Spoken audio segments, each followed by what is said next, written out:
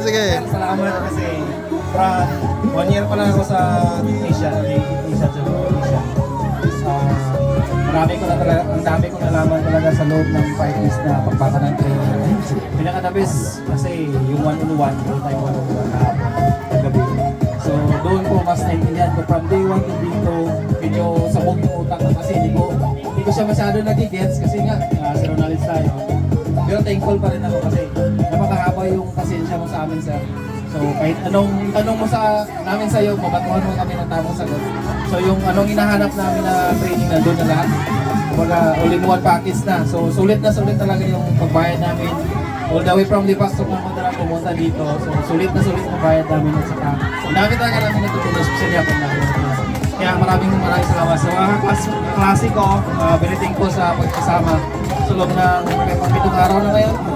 Or 6 days na lang. So maraming salamat guys. So ito yung last natin na pagsasama. So sana hope soon na magkagawa si sir ng big EV niya para sa ating lahat na mga technician. Hopefully. Sa Mindanao. Sana.